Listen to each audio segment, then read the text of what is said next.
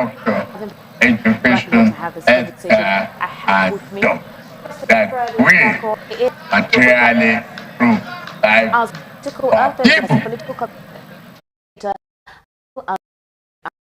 Good evening. Thank you. Well, on the spotlight. Good evening. And of course, Joe.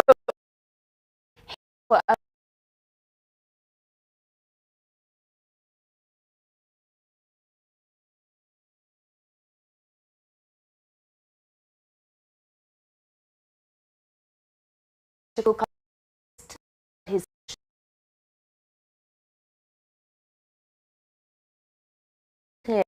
what first?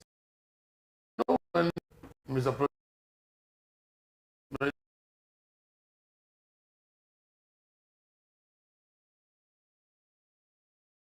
people Well, gentlemen, that part of the president's speech was certainly not in his text, but his actions afterwards show clearly that it wasn't a slip of the tongue either. Barrister Fred, what are your first thoughts? You know, when Mr. President made that speech, because it was made extempore, it was made off the cuff.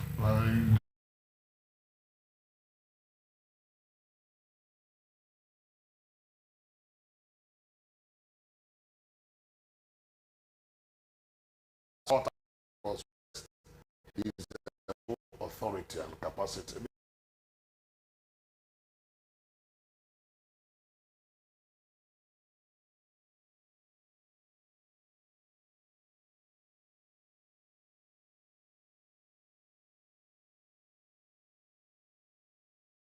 That he made that could be said to be presidential. Some people felt he possibly was trying to test his presidential authority and capacity, because anything like the proverbial king, anything that comes out of his mouth is law, and he possibly wanted to test his ability to make law by word of mouth. Then some others are of the opinion that he thought about it and wanted to use the opportunity of the moment at the inauguration to drop it, because it has been a very sore point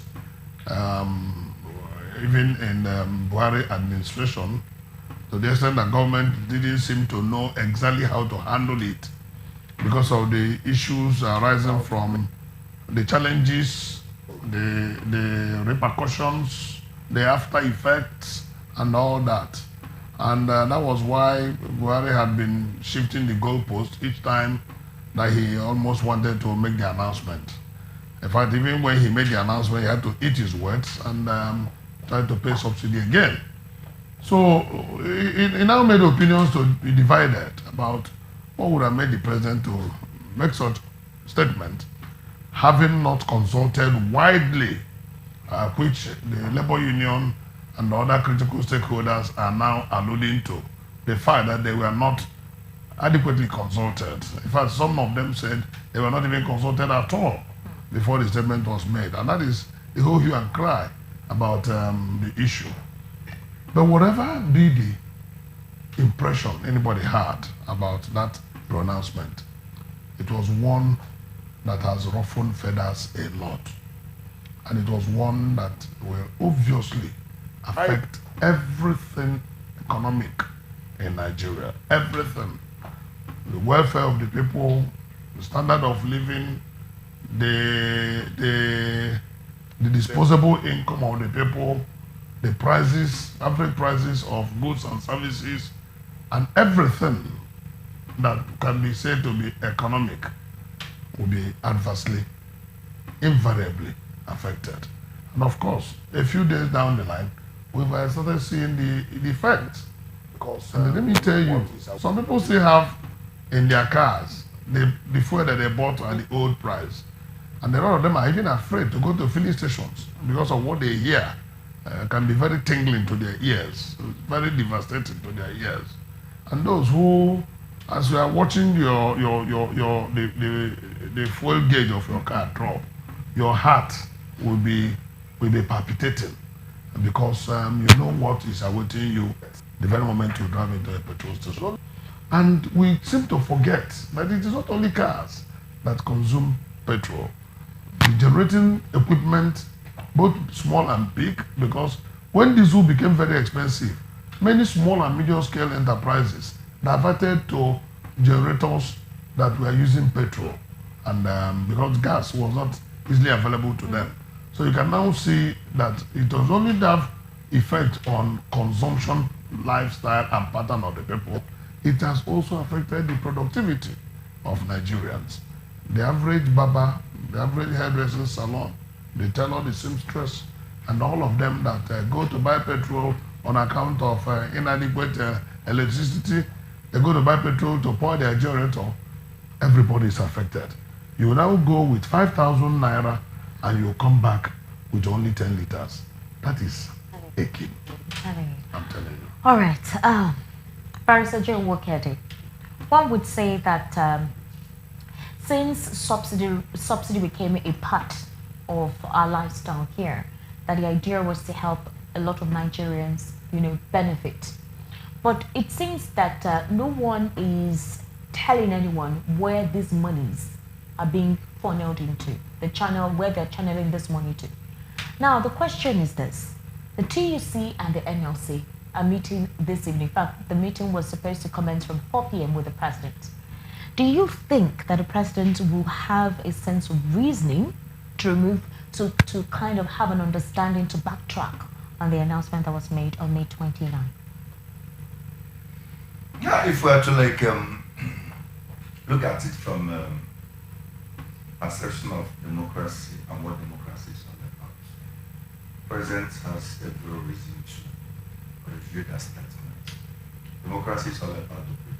The treatment of the people is for the people, for the welfare of the people, for the success of the people, and for the good of the people.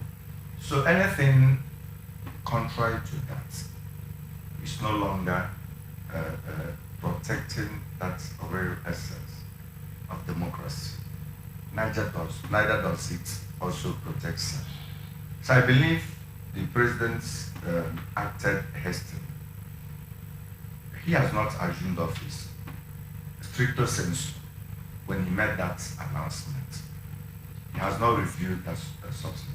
Has not been briefed by the departments in oil and gas sector, NNPC and the rest of it. Has not made it even representatives of the marketers, the labor unions, PPMC, and so many of the agencies. He was not fully abreast of real issues surrounding subsidy and other aspects of it in Nigeria.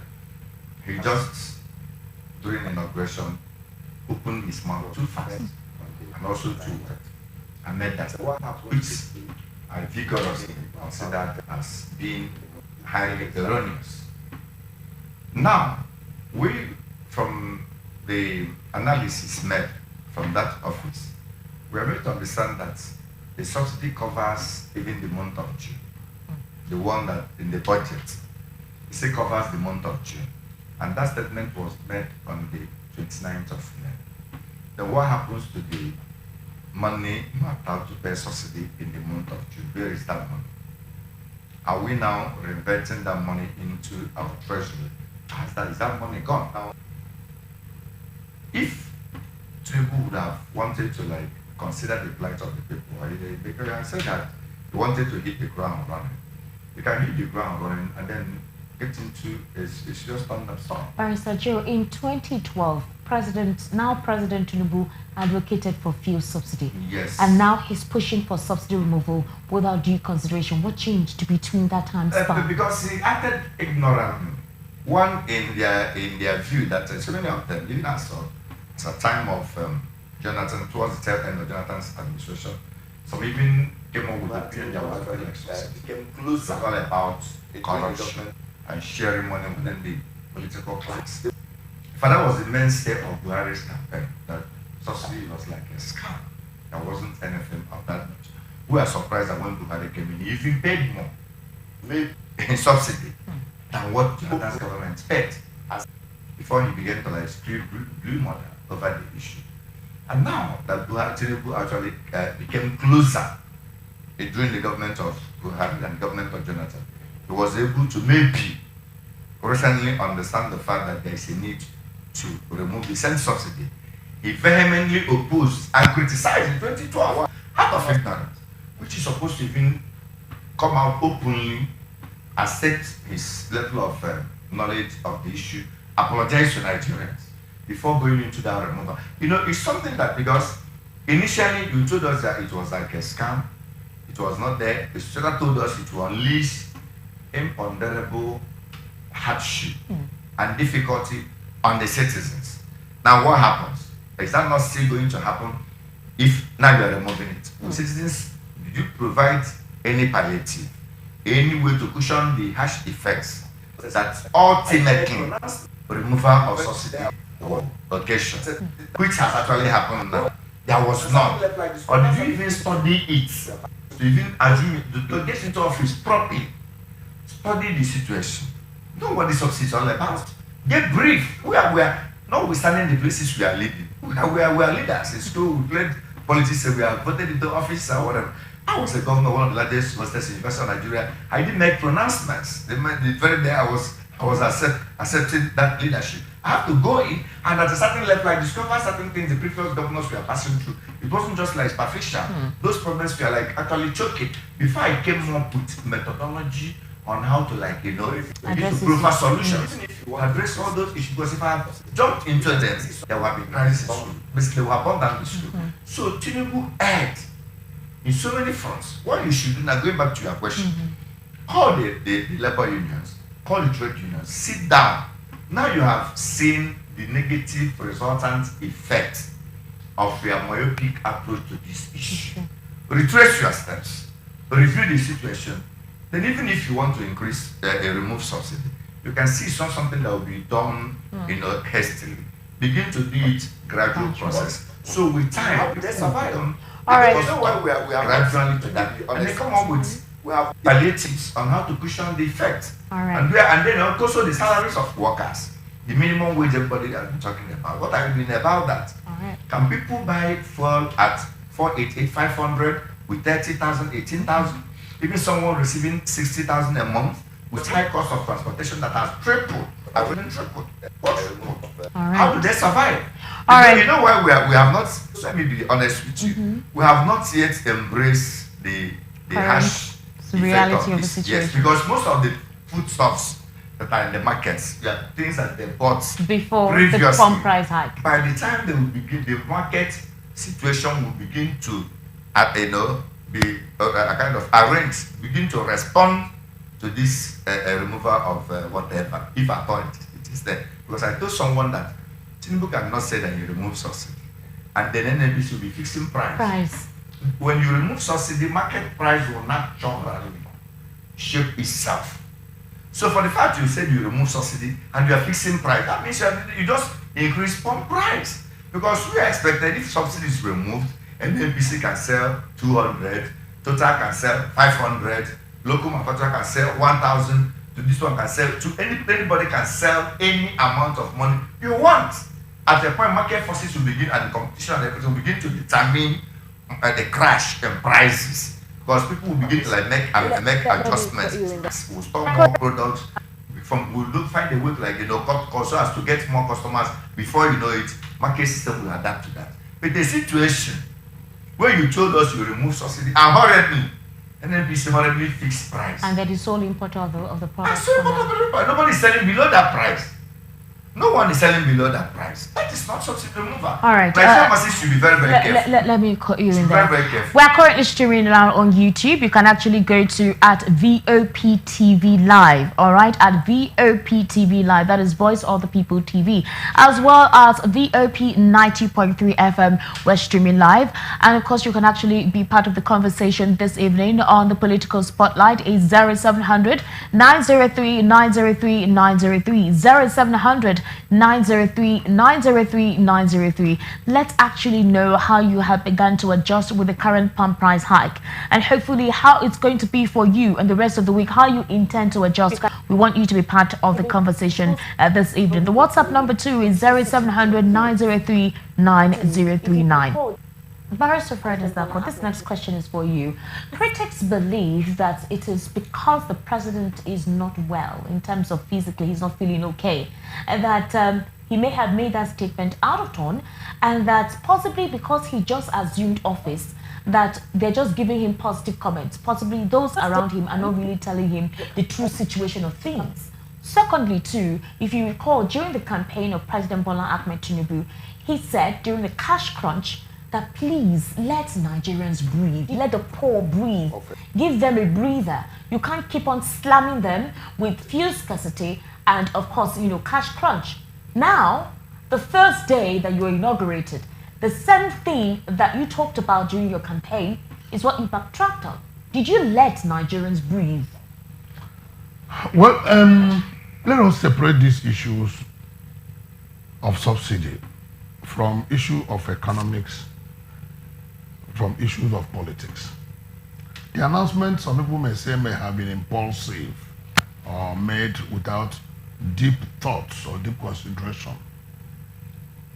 But let's keep that aside and look at the economics of subsidy. Some people say there is no subsidy. But there is subsidy. If anybody tells you there has not been any subsidy, the person cannot empirically, with raw data, justify it. Nigeria, and I can tell you, on the side of economics, there has been subsidy. The subsidy regime may be mired in corruption. Yes. It may have been very badly executed. Yes. It may have been implemented in a manner that will rob the economy of a lot of revenue or finances. Yes. But they have been subsidy. Nigeria for the past at least 10 to 15 years have not been meeting up with our domestic consumption in terms of our refineries. We had 4 refineries, 1 in Kaduna, 2 in Port Harcourt, 1 in Warri. None of them is producing at up to 30% installed capacity. And their combined output does not meet up to 25% of our domestic consumption. And that was what led to massive importation of products. When you import what you don't produce, you are exposed to the vagaries of international price. Now, let us use, for example, the doing of international democracy, America. In most states in America, even though their prices are different, all right? But in most states, let's take Texas, for example. In that place, a gallon, because they sell theirs in gallons, not in liters. They do their calibration in gallons. A gallon is give and take 4 and 5 liters. A gallon goes for about $4.5. We do have a call. Hello, good evening. Hello, welcome to the Political Spotlight. What's your name and where are you calling us from? 100 and 420 naira at the current exchange rate. All right? Exactly. Don't ask me whether it is official rate or black market rate. There's nothing like official rate. No. Any rate we're talking about is black market rate. Because those who have access to the official dollar, they go to the black market to sell at the end of the day and make the humongous amount of money that Sanusi was complaining about. So keep that aside. Now, something that we don't produce. We have the crude, but we don't refine. We go to other countries. There is Nigeria has even imported from Niger, and people are saying that the refinery in Niger was owned by partly Buhari and his cohorts. I don't know, but what I know is that we import the products. When you import the products and you look at all the prices around the international price, you'll find out that there is no way it will be going for 185 to 190 naira a liter. That difference must have been absorbed by NNPC. The fraud and the corruption comes in. 1, what is our domestic consumption? NNPC has not been able to give it to us. They will move it from 35 million liters a day to 40 million liters a day, and they sometimes scandalously to 105 million liters a day. And it was very obvious that almost about 60 million liters of petroleum imported and subsidized found their way outside the borders of Nigeria. Hello. Hello. Hello. Welcome to the Sunday Spotlight. Hello. Okay, we lost that connection. Hello? Okay, hello. Welcome to the Political Spotlight. How are you? What's your name? What's your name, please? Kindly tell me what your name is. Turn off the audio of your radio completely. That connection. You need to call us back. Turn off the audio of your radio so you can hear me. Hello? Hello, turn off the audio of your radio. Turn off the audio of your radio. Hello? All right, please, with that connection, you need to call us back. Hello? And NMPC brought a different. All right. So those are the challenges. But the critical question my brother Joe asked is, if government said subsidy has been paid till the end of June, and NMPC brought a different template, increasing the price by the early June to late May, what happened to between June 1 and June 30? That is one critical question that government must explain. And after that explanation, the next question they need to explain is, how can you be talking about deregulation? What regime are we running now? Are we running a regime of deregulation? Or are we running a regime of price increases? Because there are two different things. Yes, deregulation may occasion price increases, but deregulation does not mean price increase. What we are seeing is a pure price increase because NMPC still remains the sole importer. So it is holding the monopoly and fixing prices. So we can't be talking about deregulation under this kind of environment. Should NNPC be fixing price? In fact, as of Thursday, Military granted an interview on one of the television stations, and when he was asked, despite Dangote refinery being inaugurated, that it has been commissioned, very soon they will start producing or refining and pushing out the product. Will that change the price? And guess what Military said? He said no. It doesn't change anything. The prices remain the same. Hold that thought before you respond. Good evening, Mike. Mike, can you hear me? Obviously, because your radio. All right, please, you can still call the number 0700 903 903 903. And of course, WhatsApp is 0700 903 9039. Now, if you call and you cannot hear, it's obviously because your radio is at a high volume. So you completely turn down the volume of your radio so we can hear you. But if you still cannot hear, say what you have to say. We will definitely react to what you're saying because we can hear you in the studio. All right? Okay. Now, see the situation. Military said that it still remains, the benchmark still remains at 500 and 560 and whatever it is across other regions. Hello? Exactly. Whatever price range they have fixed for other states. Now, the idea is, if Dangote is refining, right? Is it not meant to subsidize the price, like bring down the price of it? Exactly. Hello? Hello? Hello? Hello? All right, we seem to be having an issue with the connection. There's speculation going all over the whole country that not the federal government that actually invested in that. It was individuals, the federal government, actually invested in Dangote and they want to recoup the money. They want to monopolize oil and gas sector. And they want to, in their usual manner, extort Hello? and explore and exploit the Can promises. you go ahead, please? When Dangote nearly succeeded in monopolizing cement production. Hello? They crashed the price of petroleum production. Hello? Hello? We can hear you. Go ahead, please. Name and location. Hello? Hello, we can hear you. Just continue. Go ahead. We can hear you. 039. Okay, it seems there's a network issue. You can actually call the WhatsApp number 0700 903 9039. It seems you're calling, we can hear you, but you can hear. So you call the WhatsApp number 0700 903 9039. 0700 903 9039. If we have, like I was saying, Nigerians should be very, very vigilant and also very careful in the way we access all these issues and the level of assessment of what is going on in Nigeria. Because now it seems that there's a cabal that's just like being unraveled. I want to be at the truth, we'll be like clamoring for indigenous refinery or all refinery work and everything. And they wanted to give it to us. Let us just have it. But then, let us make money out of them. Because if you look at the issue, it is quite suspicious. If actually we have an entirely deregulated sector in oil and gas, every marketer is expected to source for get it wherever you want to get it.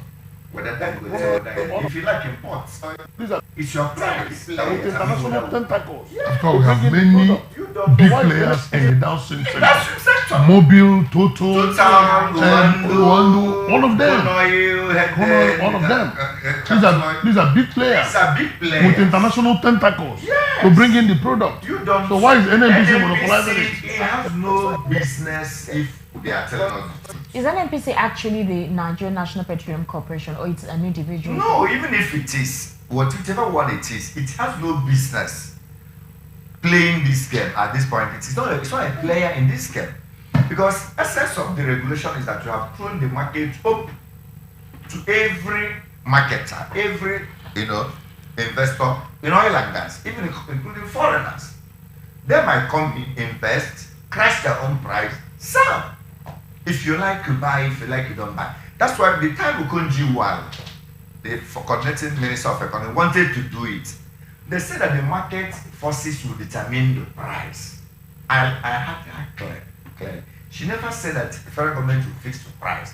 She said that the market forces will determine the price. If it might jump up to such amount of money, before marketers will now devise a means of engaging in healthy competition that will eventually bring down the price. He said basically most major oil markets. Hello.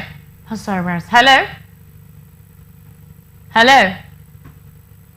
Please, when you call, kindly turn down the audio of your radio. It's important, please. It's important to do that.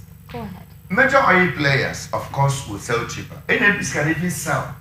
They can also import and sell at their own price, cheaper than whatever anybody can sell. It's not left for you to decide which way to buy, and with time it will come down. If NNPC to begin to now tell us they fixed the price, which made it to be very, very suspicious. But there was a game plan, there was something they're not telling us.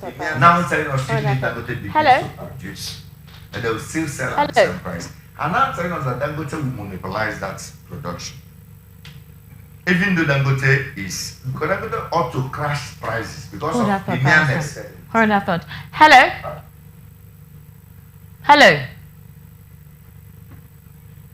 Because one, Dangote is an indigenous oil refinery, and it's also situated in Nigeria. It's part of the fact that the ones who own as a country don't want to spend. So we expect that if Dangote begins operation, the cost of production of oil, refining oil at Dangote refinery will not be the same with importing oil from abroad. Obviously. So there is no how Dangote's industry will not, as a matter of fact, crash prices of oil. If these investors, these cabal, they are not telling, if they are not playing a very, very secret game, something very dangerous and something very, very corrupt. Cost of freight will be knocked off. Cost of insurance will be knocked off. Cost of clearing will be knocked off.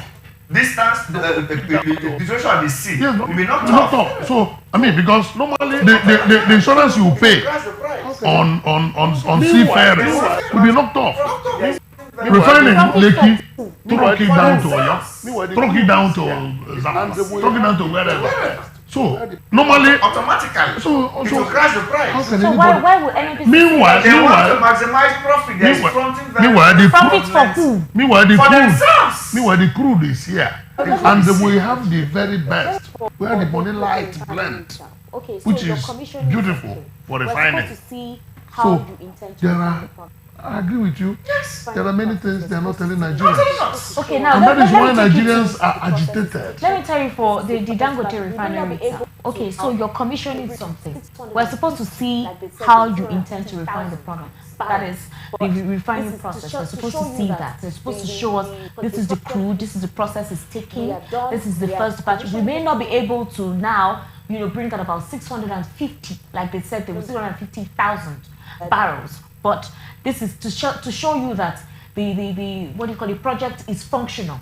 We are done. We are commissioning this project because it's functional. Some critics have said that in fact, a report from Bloomberg said that the much awaited refinery, the Dangote refinery, was basically what transpired that day was ribbon cutting. It doesn't look like they will be ready as they said in President July. Muhammad Buhari was in a hurry to take the glory. I have seen that pattern in Buhari's approach. He was in a hurry to take the glory that the refinery was commissioned under his regime and that he gave the enabling environment for that refinery to be put in place. That refinery is not yet ready. He commissioned a refinery that is at best 80% completion. They said it will begin to produce products, release products, refined products from middle of July. We are hearing, Dangote himself said from middle of June. Some others said, no, it was July. Today, we are hearing that it will start producing from March 2024. Which one do we believe? When somebody asked me, when do you think it will start? I said, how can I know? It's only Dangote that will tell us. And whatever Dangote says, we will now hold that one. And then the practicality is when we begin to see trucks pull out petroleum products from that refinery. Meanwhile, Dangote is paying more attention to the petrochemical side of the business and not even the refining side. So we'll be surprised, don't be surprised that the 650,000 barrels that he say he will refine per day, all right, it's only when it starts operating in full or optimal capacity. Don't be surprised that we will still continue to bring in petroleum products. Now we have 4 moribund refineries owned by NNPC, owned by federal government to the NNPC. Owned by Nigerians. Owned by Nigerians. What is the state of those refineries? What is the fate of? What is their fate? What is the plan towards them? I have been recommending, and I belong to the school of thought that believe, set them off. And government should completely hands off. NNPC should not be a player and a regulator in that industry. Hello. Hello. Okay, that seems to be... Hello? Yes, hello, how are you? Hello? I can hear you. Go ahead. Hello, are you hearing me? Yes, loud and clear. I can hear you. I can hear you. Go ahead. Okay, there seems to be something wrong with that particular connection. So you can actually call the WhatsApp number 0700 903 9039. All right, 0700 903 9039. While we'll try to sort out, the number, because we can actually hear you, but obviously you cannot hear us. Barrister, here is the situation. The money that the federal government helped in supporting the establishment of the Dangote refinery, we saw that there were a lot of stakeholders who were involved in making sure that Dangote refinery, springs up.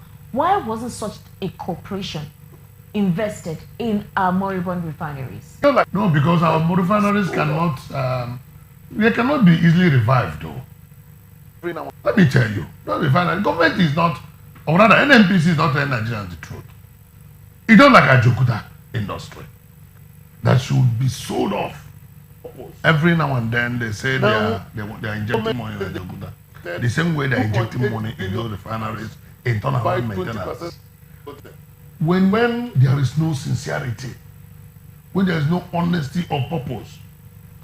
Now, if federal government says they have injected $2.8 billion to buy 20% stake in Dangote, when the reports have it that they would have required $2.65 billion to give life to all our 4 refineries. So you now ask yourself, Why is Nigerians own not working? And the private individual, everybody is now waiting for them to work. The timing of this subsidy removal, in quote, because I mean, what we are saying is price modulation by NNPC Limited. Meanwhile, don't forget, you asked that question, whether NNPC is government owned anymore. They said it is now a limited liability company expected to operate as a private entity with government having stake and some other government agencies and individuals also having stake. As of today, we do not know what nature of stake does government have and what nature of stake does any other individual or government corporation have in the NNPC Limited. What has given NNPC Limited the authority to fix prices of petroleum products? If not the fact that they are sole importers, given to them by government. Because before, we used to have many people bringing in petroleum products. They said they abused the subsidy regime. You recall Ngozo Konji-Iweala said that when they tried to clean it up, the one that almost took the life of our mother, it was trending well recently. That when they tried to clean it up, they found out that 2.8 billion dollars were infused in the subsidy regime fraudulently. And they said they were not going to pay it. They were forcing her to pay it. And that was why they went and kidnapped her mother. That was far back when they were in government. What now happened between then and today? And that was why it was very easy for Buhari and his men to badmouth the regime of Jonathan and say subsidy was a fraud, a scam, when they knew that it was not a scam. Barrister Jerry, let me ask, this is a critical question we need to ask. The states or the region where oil is found, the constitution favors certain people and does not favor, most people. Or some practitioner Tony Nadi will tell you that the constitution does not represent everybody. The constitution favors a certain group of people and does not favor, most people or some other people. Because if you look at the regionalization of things, where these natural resources are, can't we have it in such a way that where this oil is produced, possibly they are the ones that will have a major stake in it, determine how it is used. The areas where this natural resource, especially for oil, is found, why don't we have those people being in charge of the natural resource in terms of representation? That's the truth about it. The question did not give them the powers to do it. So do we say that the constitution is maligning? That was why we are clamoring for a police review and the aspects. So the person you just mentioned, is clamoring for a total abandonment of that constitution because it doesn't represent the real wish and the aspirations of the people. Even though the introductory clause had we, the people, they actually consult the people when it was drafted. It was a constitution that was inherited from the democracy. When Abacha also almost thought to succeed himself, he actually made it to become so concentrated in such a way that the world absolute powers cannot be questioned by almost anybody. And because he wanted to be in absolute control, he made so many things to be this under exclusive list. And that being the case, once a certain kind of thing is in the exclusive list, basically the states cannot legislate on it. It's only those ones in concurrent list that both the federal and the state governments can legislate upon. And those ones in the residual list, states can only legislate upon those ones. But unfortunately, the core state of the economy are not in those residual or concurrent lists. So they quietly selected the mainstream, the major, the juice, the real issue, and put them in a exclusive list. Now, to get those things to be removed and then get them into concurrent lists, it's where the problem is. And then the people that actually have the oil located within their domain are not also clamoring for for the powers to mine the oil. They are not clamoring for more money to be given to them. All right. That's where we have the issue. Because if they have persistently, persuasively, and aggressively pushed for that concern to be changed, for them to have the powers to mine, I mean, there would have been a shift in that dimension. They always clamor for increase, the diversion, the same thing that will be given to them, senior council, the same thing that will be given to them. How government, all the amount of money that will be pegged, and when that money and the comes to their own returns, the major stakeholders there, or the opinion leaders, or the higher, how do I put them? All these Asantokoba and the rest of them, men's and the militants, the senior militants, will hijack the money, and that money will still not get down to the trickle down to the normal people that also better than Yeah. So for them to begin that agitation, they have to like prioritize their demands and remove their interest from the version percentage that will be given to them, and go outwardly into, like I made mention of something here, although it was a passing, that the current governor of Zamfara declared 9.something trillion, and they said his grandfathers were like mining gold. Gold ought to be an exclusive list. Yes. Under the Minerals Act. Under the Minerals Act. The Minerals Act rests everything under the soil exclusive list. in the federal government. Federal government. That's everything. Federal government. Yes. But an individual is mining gold. And Zamfara. The government of Nigeria is not doing anything. Some people are mining precious stone in Kwara State. Some in Kogi State. I'm very, very sure of that. I've gone there for a matter. Individuals mine precious stones there. And federal government is not doing anything about it. It has come to public knowledge, sorry my brother Joe, that the major problem you have with insecurity and banditry in that axis resources that are supposed to be minerals under the soil. Under the soil, being mined Illegally by individuals. By individuals and connivance with Chinese. By individuals. Individuals in connivance with Chinese. They say a flight. The helicopters land there. Yes. And take off. And take off from there. Resources that are supposed to be for the federation. For the collective progress and development of Nigeria. That is it. And federal government turned blind eye. Deliberately. Yes, they do everything under the pipeline. They call it vandalism, they call it oil theft, they call it all sorts of things. But it's time, I believe, that the people that have all this oil begin to ask questions and begin to come up to a large extent, my brother, you may not blame the people for asking for increased derivation. They first ask for control, resource control, which restructuring anchored on true fiscal federalism would have solved. They were denied control, citing constitution, citing the laws, lopsided laws, and retrogressive constitution that was more a military piece of document, like my brother said. Then, when they now found out that it was too difficult to get control, they now started asking for increased derivation. It was a very big battle to move it from 5% like it was to 13%. It was a tug of war, big battle. And when they got 13%, they had once pushed it to hit 18%, and it failed during the last constitutional conference.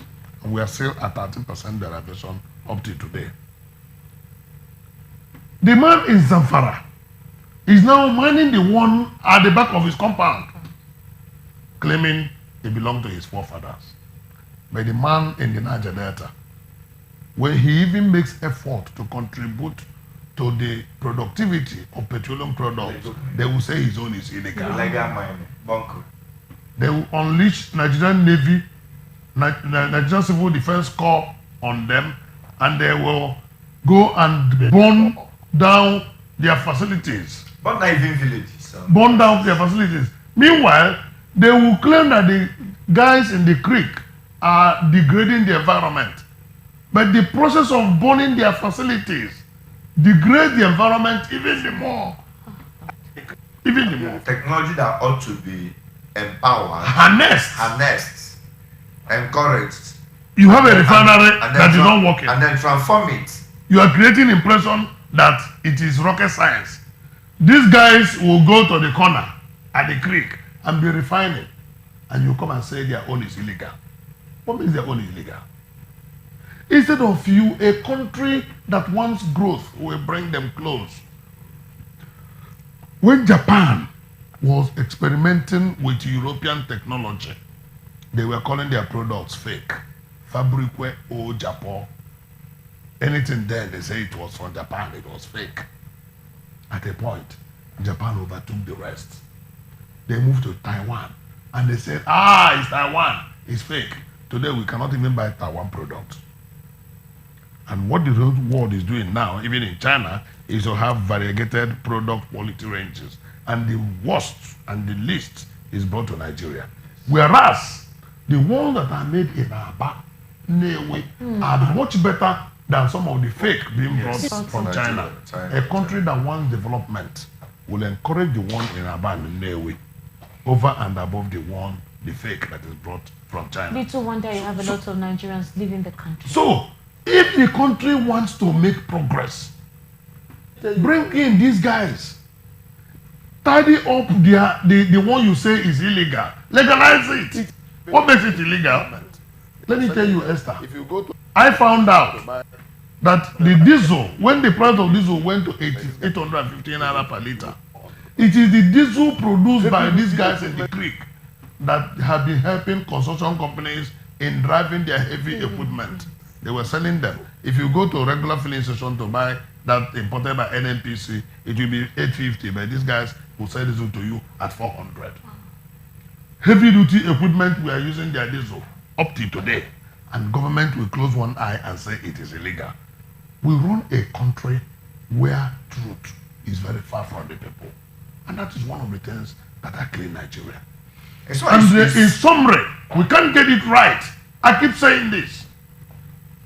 Until Nigeria is restructured along the line of true fiscal federalism, we will continue to move round and round in a vicious cycle. I say this with every respect and with every sense of responsibility. I said this first time in 2000. I delivered a lecture at University of Lagos. And when I said it, I was seen as a prophet of doom.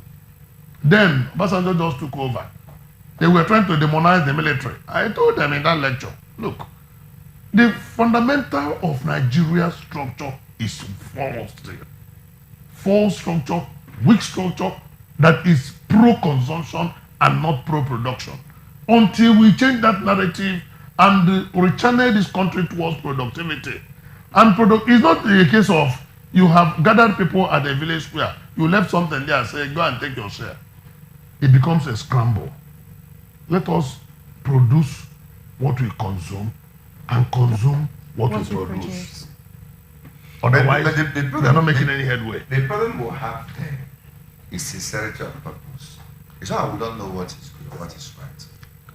The major debilitating factor that's actually acted as a counter towards actualizing the success of all these sentimental. It's nothing but it's the emotional kind of disposition, orientation, perception, fear, unnecessary fear of domination. Because then sentimental considerations and other things.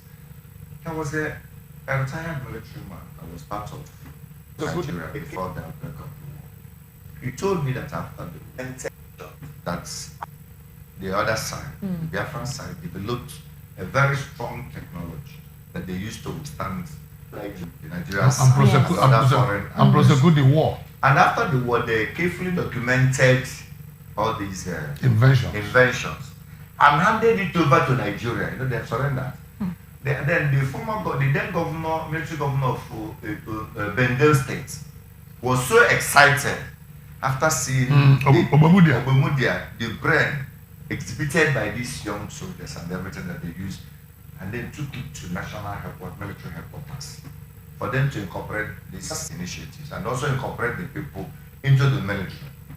The man said, the Bermudian said to his greatest surprise, when he came for the follow-up, they set it in place. Yes. Ezekiel Izuogo, the late Ezekiel Izuogo. Bermudia cried. She kept on saying that, mentioning that he came to National Army headquarters for a follow-up of that thing they collected, of everything that they developed, initiatives, everything they manufactured, that they want to, incorporate into the military and bring them in and begin to produce all these things. Indigenize it. That's why I said that place. Without any... It was like, why? They were asking why would they incorporate it. So they now have to bring those back.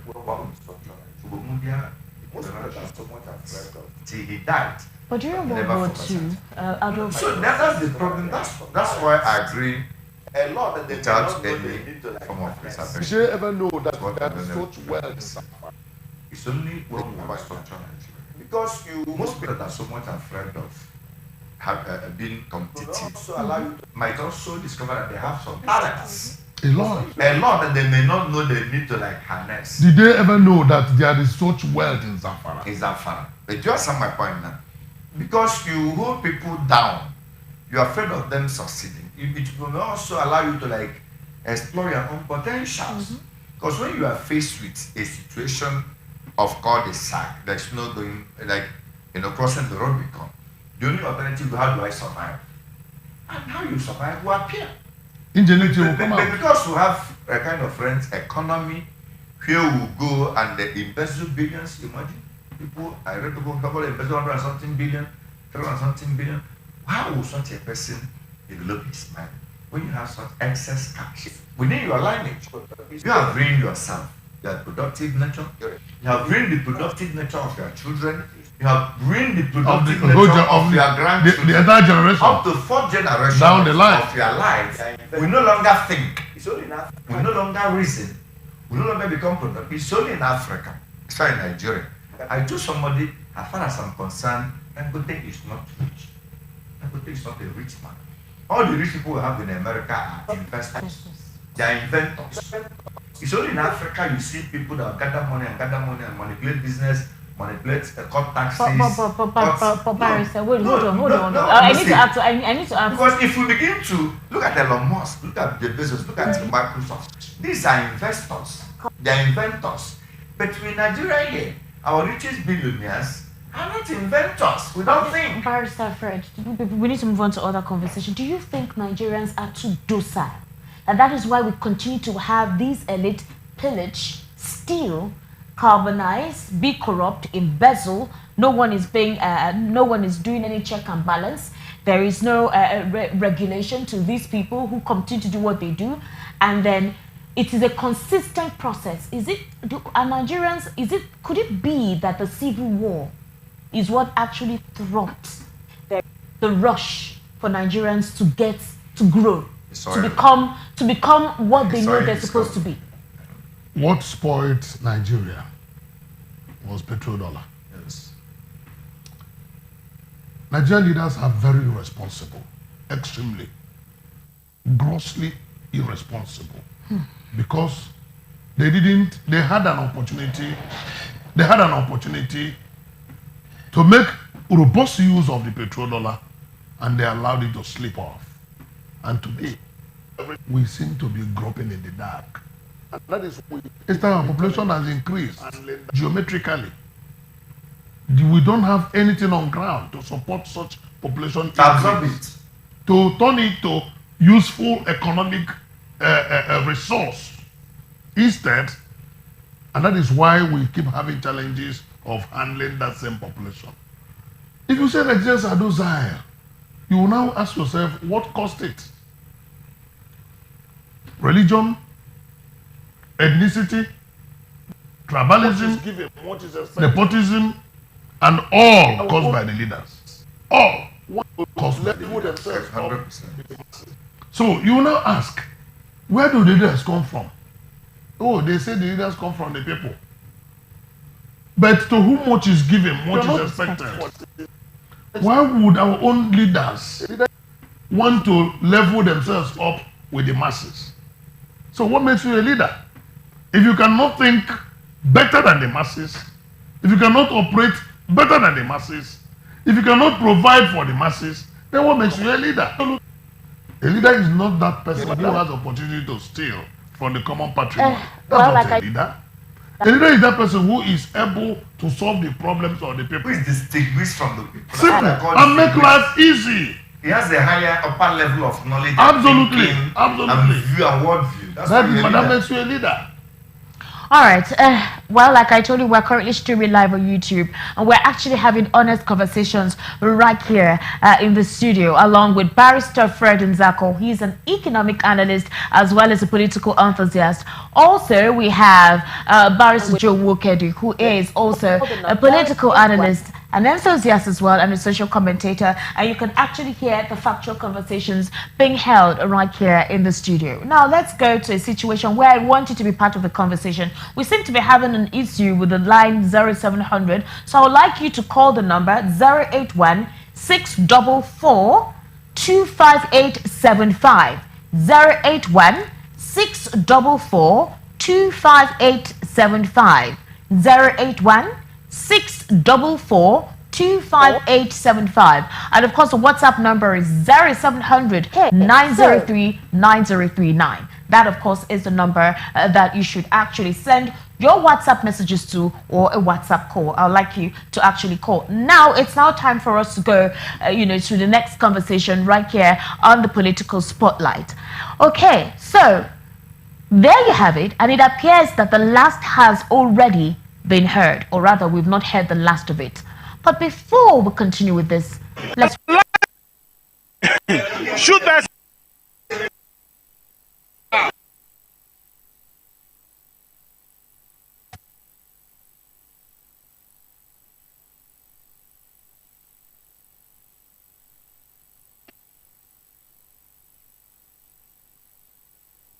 Wallahi tallahi Keriane, shoot that thing. That land to what is it? Come on, our pocket. Shoot.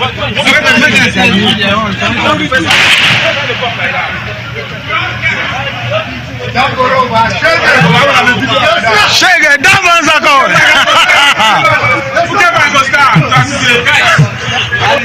Wallahi Keriane, wallahi tallahi Keriane, shoot that thing. Keriane, that land to what is it? Come on, our pocket. Shoot that thing.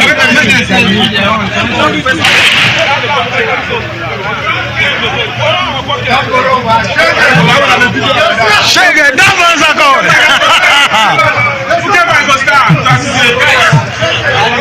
Wallahi Keriane, wallahi tallahi Keriane, shoot that thing.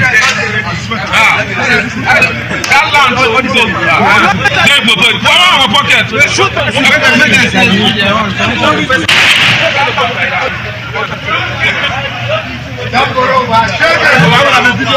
Shake it, that one's a goal.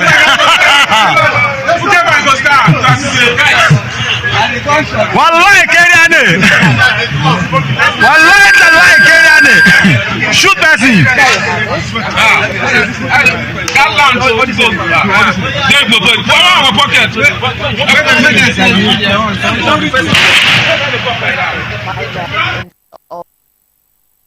where it says up here, the president had to Have it. ask There you have it. I'm sure you were able to watch that video. That was the situation that occurred during the week where you have the EFCC as well as the Department of State Security. There was a tussle right there in front of the EFCC office where the DSS appeared. The president had to ask that they evacuate the premises immediately. One would say that that kind of clash of power, the last time we saw that was at the National Assembly when Saraki was the Senate president at the time, where the VP then, Oshibajo, had to intervene. All right? So, because what we heard the presidency say was that the issues will be resolved amicably, does the commander-in-chief resolve issues amicably, Barrister Fred Nzako? I'm sure you recall the story whereby, there was a situation between the DSS and the EFCC. Yes, anybody who is conversant with that 15 Awolowo Road office of the EFCC will know that that gate is usually not closed. Usually not closed. but there will be somebody, a security operative, manning the gate. And before you get to that gate, by your right, there will be a security point where they will first screen you, whether you come by foot or with your car. They first ask you where you are going to. They confirm you are going to the right place before you now drive in or you walk in and then go to the next point. If you open that gate, you would have seen their point by the right, which is their reception. In that reception area, there is a picture of one man who, at the point when there was no chairman of EFCC, he was the one overseeing EFCC, and that is Bichi, who was then the DG of SSS. I refuse to call them DSS. DSS is an alias. Their real name is State Security Service. That name DSS came out when they became notorious. And under the leader, when Medlin Oga was their director of public communications, they now changed the name to Directorate of State Security, so that people would have a different impression from that SSS that has become very notorious. And somehow, I don't know why, maybe the media was very like the fancifulness of DSS and it stopped. If you go to their bases, their offices, to even their documentation, everything about them is State Security Service. SSS, and that's what they are till today. Now, the funny thing is that the spokesperson of SSS denied that there was no such thing. I laughed when I heard it. I said, this is the same SSS that is noted for denials.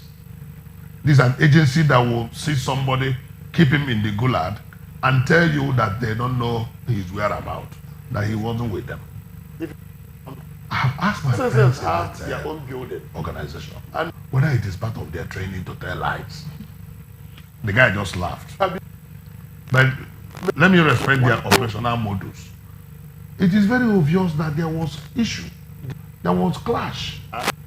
That compound, if you go into that entire compound, the SSS have their own building. And the EFCC have their own building. They have been cohabiting in that environment. What made them want to drive away EFCC in that Gestapo manner? It remains to be investigated. I agree that Mr. President has made an authoritative statement and said they should leave that place. That means they should allow EFCC to be. But I think that clash needs to be investigated, irrespective of the denial by the SSS. Because it's a very huge embarrassment. It is. What would actually, but Barrister Joe, let me ask you, do you think that this interagency rivalry, or like someone actually said, it was a way of welcoming the president? If it is a way of welcoming the president, that is a very notorious one. They are projecting the president in a very notorious manner. Like on the left side. Because, like my learned friend has the senior actually elaborated, I visit that place state. In fact, some of them knew me by name. I have series of matters inside the EFCC, ECG, SAFF, IFF, or whatever, but I go there very well. I used to see DSS. DSS on the right side, DSS on the left side. I want to park your car, some of them will be welding guns, big guns. EFCC people don't usually carry guns. But DSS on that side, you see them welding heavy, what they call this AK-47 or whatever. In front of that shut of that is right there. And now someone asked someone, said the office is that side of it. Maybe that EFCC is more popular and attracts more, and they are pushing the public attention and people are around there. So EFCC seems to be like well known. No, that place, people knew that place as EFCC's office, and they also occupied a greater chunk of the of the space there in that environment, and they are visible. They're more visible in that environment. Then, if there is any issue, I think they have a business. They are all under Ministry of Interior, right? If there is any issue, you are not supposed to entertain Nigeria by shooting guns and displaying this kind of embarrassment to a nation. You are reducing Nigeria to level of touts, where you have clash of touts, clash of street boys or street urchins. That's where you see people shooting guns up and down. How can an agency with the whole of their management crew, with a boss, with a director, with the head and everything, and then with a minister supervising it, and then the director of Minister of Interior in charge of that? If you have any issue in a civilized society, in a civilized clan, which we ought to us aspire to be, which most of us that believe that we are suave and enlightened and civil look up to, see in the society that we unfortunately is part of, they ought to take that grievance or whatever the complaint is to the minister. Minister will set up a kind of body or whatever to look into that. At the end of the day, they'll come up with a position. If the environment belongs to DSS, they'll quietly tell EFCC to vacate the premises, give them time within which to vacate, relocate them to another proper place that will enable them to function. With time, they'll transfer their things from that DSS, that building to their own place. If it eventually already belongs to DSS, they no longer want to like cohabit that place with EFCC. The same thing will be applicable.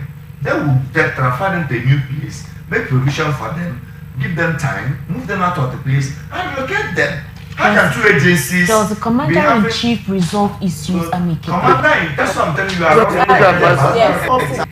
But why would the commander-in-chief directly speak on that issue? That is very faulty and erroneous. He's supposed to speak through his aides. The aides are not there. Through the government has been disbanded. That is why the national security.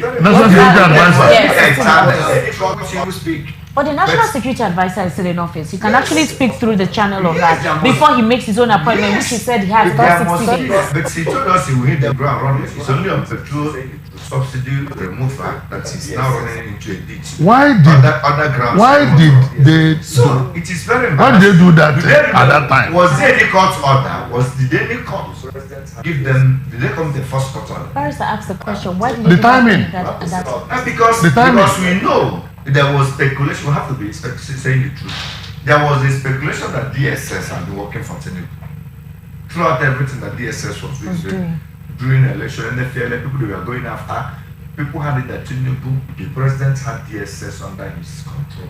Whichever means. We have to say all these things because if you don't know where the realm starts beating. So if DSS are like they got the sons of Tinubu when he was contesting before now.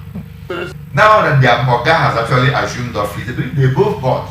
So that we were in charge. Like the guy that would a kind of illegalized Agbero. Well, the DSS have always exhibited such illegalized Agbero. No, that is an unconfirmed conspiracy theory. Yes. No, Barrister Joe. The DSS have always had that aura. Right from when former President Muhammadu Buhari, I think that was during the first tenure, when he traveled out of the country for 6 months. There were issues at that period where the House of Representative members headed by Saraki at the time, where they said they were not going to have access to the National Assembly. The DSS blocked that place. The VP then had to intervene. The DSS has always had such an audacious aura. But yes, during the time of election, they exhibited a kind of attitudes that people made them to believe that he was. When they went after the MFL, they went after so many people that people perceived were trying to block the chances of All Progressive Congress presidential candidate. And now the way they behave, the very moment he assumed that office, almost to a reasonable extent, pointed to that speculation. I'm not saying there was official document saying that they are working for him, but why would they act with such impunity? There was no court order they went there to enforce. They didn't go to court, they didn't consult anyone. So you won't take EFCC. Do you know, have you ever gone there to see EFCC structure there? They disrupted the EFCC matters they were prosecuting courts. They disrupted people that will come to report. They disrupted people inside detention. They didn't give them food. They didn't give them whatever that day. Before we move on. It was a kind of just break and day. Before we move on to the next conversation, the question is, does the Commander-in-Chief resolve issues amicably? Well, he gives orders. Interference. He gives orders, and such orders should naturally resolve issues. he gives orders. The commander-in-chief will give orders, and such orders will automatically resolve the issues. And the very moment he gave the orders asking the SSS to leave the premises and to leave EFCC alone, then the orders, They left immediately. Yes. the authority was obeyed, and they left immediately. But that has not solved the issue, and that's why I asked that the matter should be investigated and permanently be put to rest, because it was very embarrassing. Actually embarrassing. And despite the fact that SSS denied, is it that denial that was that became very funny? The what transpired on that day? That they denied that there was nothing, that they didn't disturb anybody, that everything was working well. Have they told us what happened on that? But they have not told us what was going on. Even the media men wanted to go inside the compound, but they were not allowed. And that was why you saw that cameraman only showing you what was going on outside.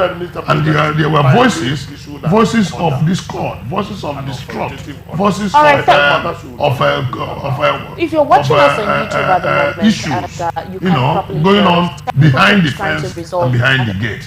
So why did they not allow camera media men to tell us what exactly happened? It was good that Mr. President timely issued an order, want to move on to, an which is authoritative order. All right, But that matter should not just be allowed. if you're watching us on YouTube at the moment and you can't properly hear us, the technical team is trying to resolve that. Apparently, the audio quality is poor, so they would try to correct that as soon as possible. Now, here is another situation of the conversation that we want to move on to, which is the fact that President Bola Ahmed Tinubu may have had a turbulent start to life as president, but none of that has distracted him from the need to organize his house early in the day. Interestingly, if we may also look at this too, is the fact that no one can deny that a new sheriff is in town. But as it said, a leader is as good as his team. Do you have faith in these men to deliver? Barrister, do you have faith in these men to deliver? The president said we should give him 60 days to put together his cabinet. Now, we have Akume as the secretary to the government of the federation. We also have Bajabi Amina as the chief of staff. Of course, he has gotten his DCOS, Dele Alaketu. These are key members of his cabinet that he has been able to consider. These ones will definitely work with him personally. We still have former President Muhammadu Buhari as the Minister of Petroleum. That hasn't changed. And those key appointments, or maybe there will be a change in the later part of the day as things commence. The question is, do we have faith in these men? Starting off with how things have kick-started. No, as at now, let me correct that statement, Esther. There is no Minister of Petroleum now. There's no Minister of Petroleum now. No, because the cabinet of Buhari had been disbanded. So there's no Minister of So Petroleum. Buhari, no one is in charge. Nobody is in charge. Whoever the fellow that is in charge now should be permanent secretary in the Ministry of Petroleum Resources. But how come while we have this situation with petrol, he hasn't said anything? In all ministries, the permanent secretaries are the heads. They are the heads of administration, and they are the ones holding forth until substantive ministers are appointed. But it feels like Mele Kyari is the one in charge. Mele Kyari is talking because he's the managing director, the group managing director of NNPC. And of course, don't forget that Ministry of Petroleum Resources also has other agencies of government like the DPR, the Department of Petroleum Resources, and because NNPC has been unbundled into several other agencies. Don't forget that even the PPMC and the rest of them, they are all under the Ministry of Petroleum Resources, Petroleum Equalization Fund, many other agencies of government under that same ministry. So he's now speaking because it falls directly under his purview. Directly under his purview. Even though what he's telling Nigerians are very nauseating and very annoying, but he has the authority to make those statements. And then we encourage him to tell us the truth, so that this government should not be led on the paradigm of dishonesty, because we have had enough of dishonesty at government circles. And back to your question, whether the Tinubu's men are capable of delivering.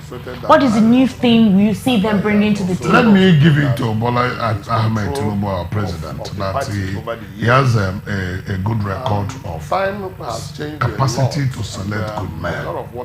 He has that record. But let's still hang our hope. He has demonstrated that as a governor, and he has also demonstrated that in his control of the party over the years. proven capacity, integrity, and Time good has changed a lot, and a lot of water may have passed under the bridge. But let's still hang our hope on that same knowledge, and believing that he will be able to put in men and women of proven capacity, integrity, and good conscience to be able to drive his government and his administration.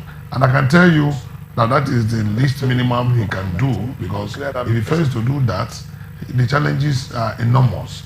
The immediate past government has left so much problems for him to clear. The urgent step is so much in a mess that he needs conscientious, capable men and women to help him drive the government and clear that mess and reposition Nigeria on the paradigm of growth and development which he had promised and which is the expectation of the Nigerian people. I think so far the appointments, well, the only one I didn't see coming was that of Senator George Akume.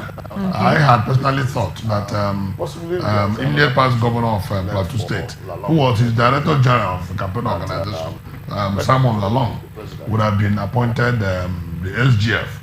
And then he had been touted to be appointed the SGF. I don't know what happened. And then Akume now clinched it.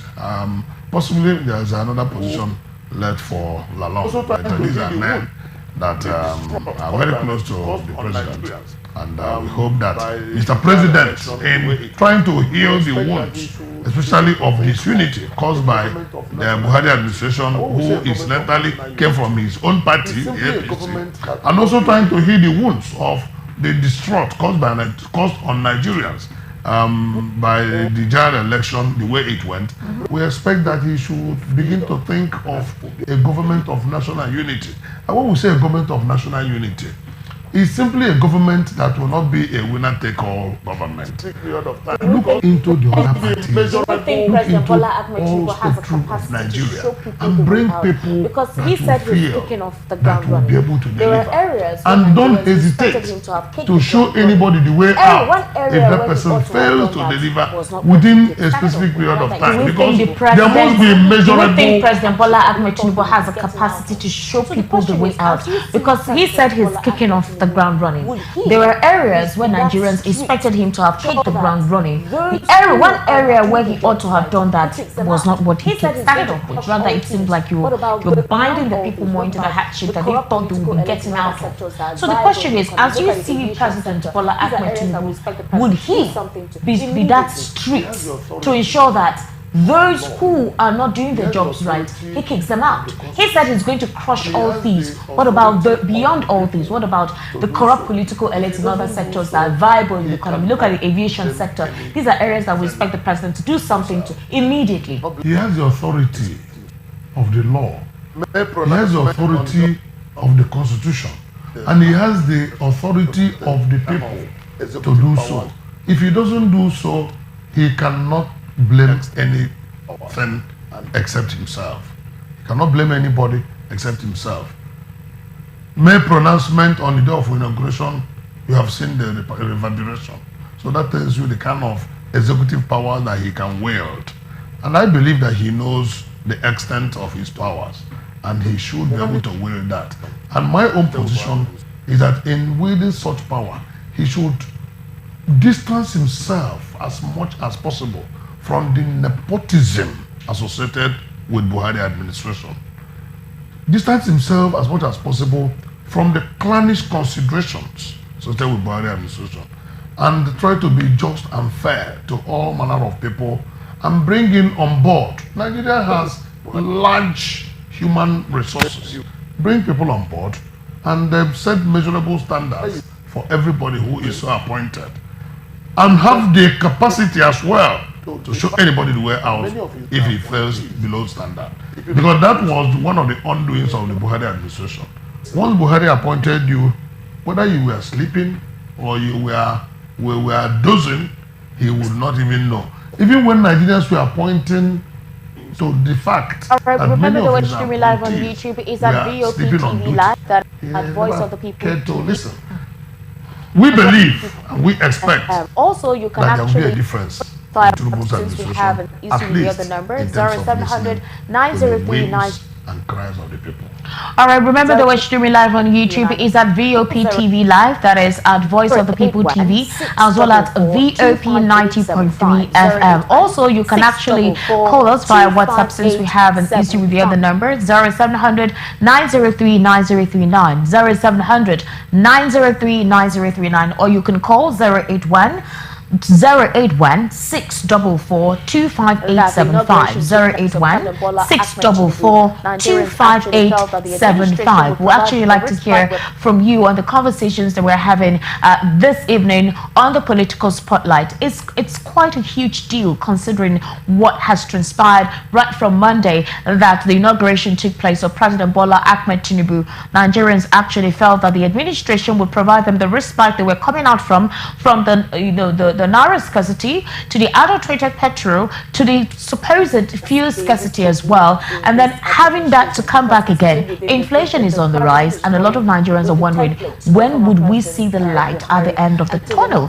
You do know about Joe Mukedi that I recall on radio when we have other programs, you hear the callers say, we do not believe in this administration because it's still within the president is running with the templates of former President Buhari, and so they're not believing that he's going to do anything different. It now feels like with what he just immediately did, it feels like he has carried off what the former administration did, committed into his own administration. Again, once again, I'm asking you, beyond having to put in the right persons within his cabinet, what are the other areas that he needs to put a searchlight on? Other areas that seems to be breeding in corruption?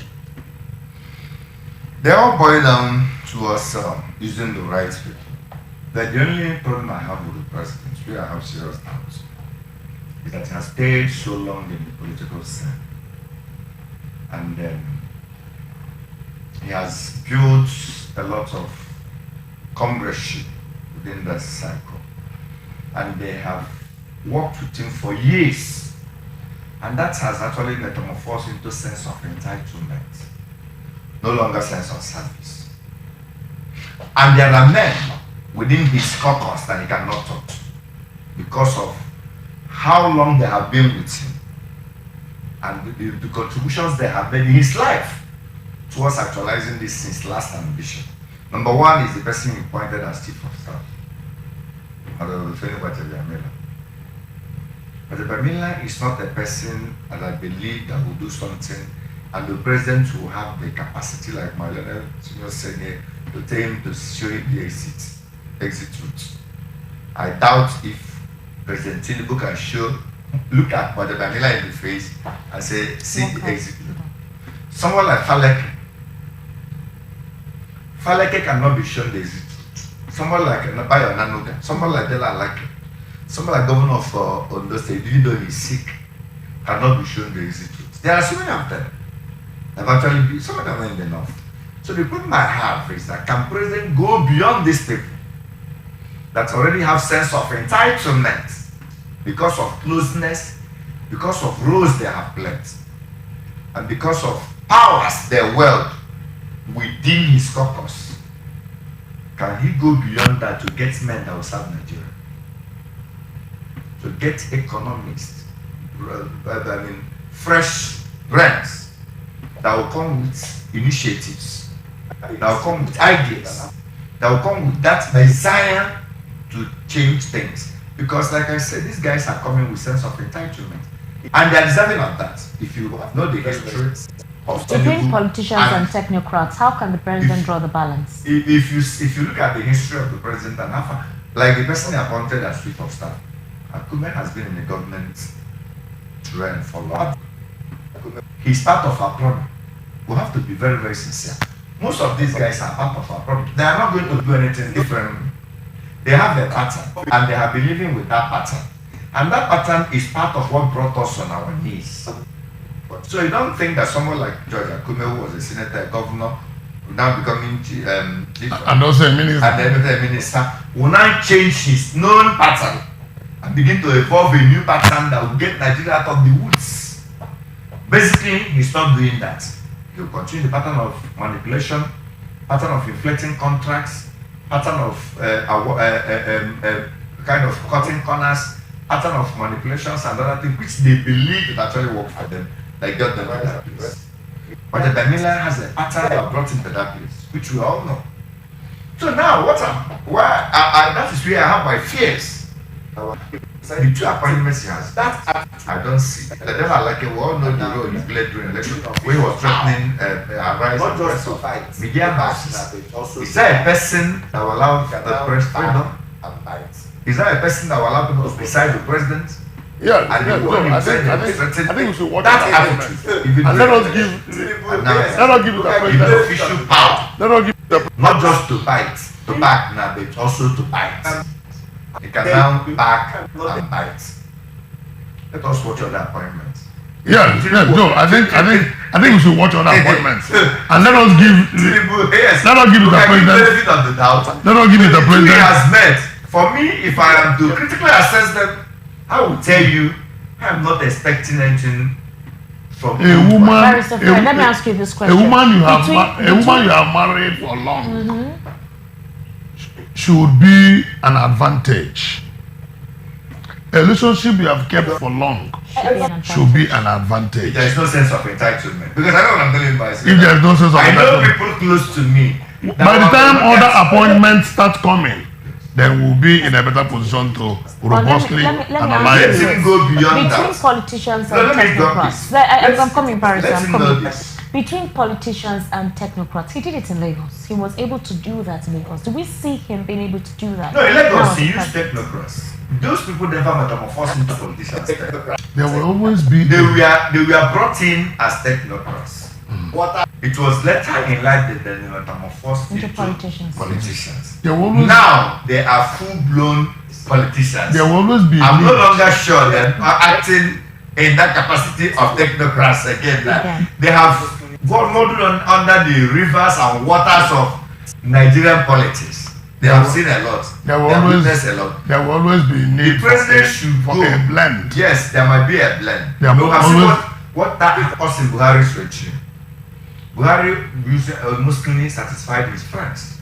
And people that have actually from CPC, those that actually were with him at the level of CPC before he joined Even right from APP and era. whatever. Buhari basically satisfied them. And Nigeria paid dearly for that. Correct. What I'm actually advocating, I always tell politicians, me, I don't like, if I am elected into any office, I don't like my old friends to come close to my leadership. With my team, I don't like to work There'll with be them that as my team. familiarization. No, they know me. I cannot look at their faces and say something. I always want them to be stakeholders. Find a way to be. Let me get first people I work with. But I can always come to you for advice. I can always run to you when I have issues. We can always find a way to discuss. But your major role is to support my government. To make sure that we succeed. Because there are people who have to be very, very honest, who have run offices. There are people you cannot look at their faces and tell them, why did you do this? There is an old saying that the devil you know It's better. is better than the angel. No, you don't. Okay, you're wait, such saying- Barrister Fred is No circumstances. Barrister Fred is that because- I actually know. Barrister respond. Let Barrister Fred is that respond. Barrister, you're of the opinion that it's better you work with those that you know, those that you're familiar with, because you know their strength and weaknesses. In some offices, compared to the fresh ones that you have no idea who they are and what their intentions are. some critical And he succeeded. some critical offices and some critical positions, you cannot but put in friends that you know unless you won't succeed, because of that same old saying that the devil you know is better than the angel you don't know. Over time you would have known their nature. You would have known their nuances. You would have known the way they operate. You would have understood them, and they would have better understood you. You don't have the luxury of time to bring in people that will spend the first 1 or 2 years learning you, trying to understand who you are, and time will be running. In some offices, you must come with your men. And it is like that all over the world. Then in some others, you can now put in those, and that is why some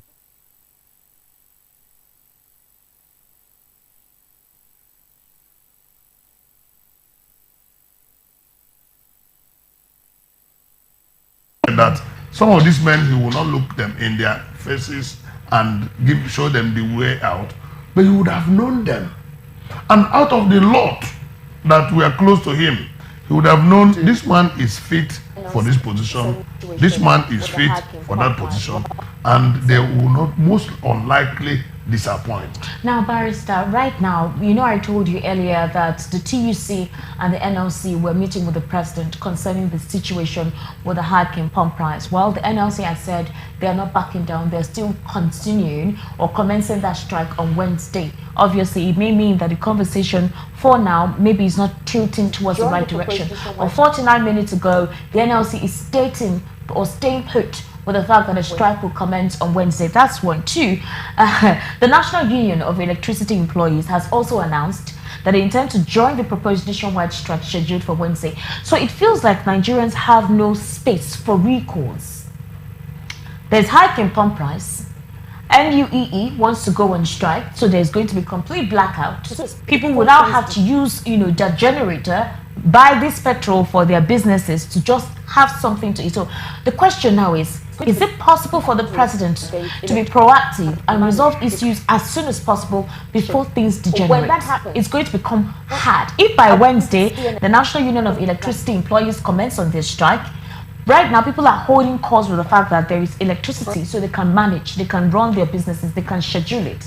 But when that happens, what are we not going to see an escalation of criminal activities take place? Some strike actions are not justifiable. Some are.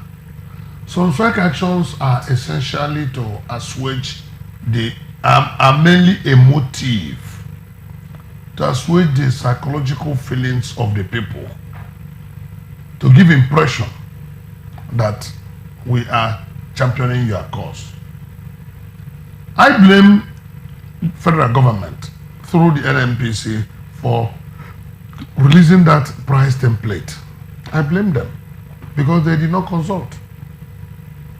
But I will blame the NLC for going on strike when they are still supposed to be dialoguing. They are dialoguing. What made them decide on that strike was while they were dialoguing, the NNPC was giving a price template when the conversation had not yet been concluded. We had asked that question. What happened? You see, this is where truth helps everybody. NNPC released their pricing template.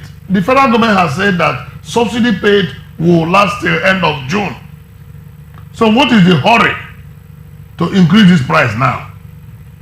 Even if they wanted to increase the price, why wouldn't they dialogue with labor and stakeholders? You hold NNPC squarely responsible. And the government by extension. And the government by extension.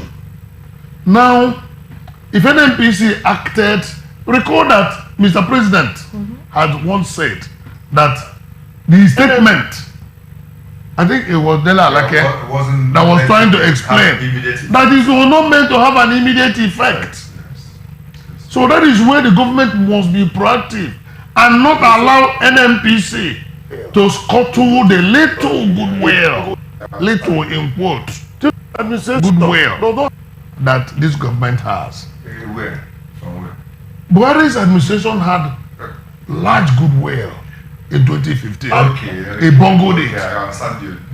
Tinubu's administration does not have that kind of large goodwill. Yeah, that's no goodwill at all.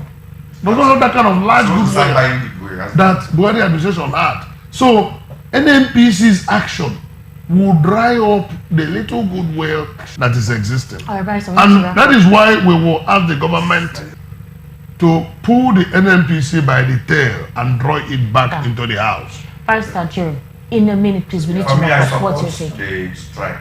Okay. Because Nigerian governments and people that populate it are very, very stiff-necked people. They are very, very stubborn. So they understand stubborn language. If you come to them minding, I support what my Daniel friend said with respect to resolving the matter through consensus and dialogue and talks. But they will not take you seriously if you don't humble the economy. It is unfortunately the language we understand in Nigeria. So, and somebody, I went for a lecture, and someone said, when you are going to table for a bargain, if you don't have a bullet at your back, that if this again fails, I'm going to shoot you and kill you, that the person bargaining with you will not take you seriously. If you look at you and you have ice cream, Again, first, you guys, they're not listening to you. So it's better to put a bullet at your back while bargaining. If eventually the bargain succeeds, you go back with your bullet. If it doesn't bargain, you fire. All right. So labor should come with a bullet. So because now, like we rightly observed here, what the NBC did is price increase. They didn't remove any subsidy. If they have removed subsidy, they have nothing. They have no business fixing any price, and they have no business being the sole importer of petroleum products. So not tell us the truth. Barrister Fred, I must say thank you very much for coming on the political spotlight. I do appreciate you taking your time to come here and sharing your expertise with us. Barrister Jerry Mukedi, thank you as well for being part of the conversation this evening. Remember, like I told you earlier, to watch more of this, we are actually on YouTube. You can actually tell us your comments of what you think about the conversation we've had this evening and what could be the possible recommendation on most of the topics that we have actually highlighted here. Okay, my name is Esther Wachiku. Follow us on YouTube at VOPTV Live. Did you get that? At Voice of the People TV. At VOP 90.3 FM. Of course, there'll be a repeat broadcast. All right, so make sure that you're part of it. Have a blessed Sunday. Be good.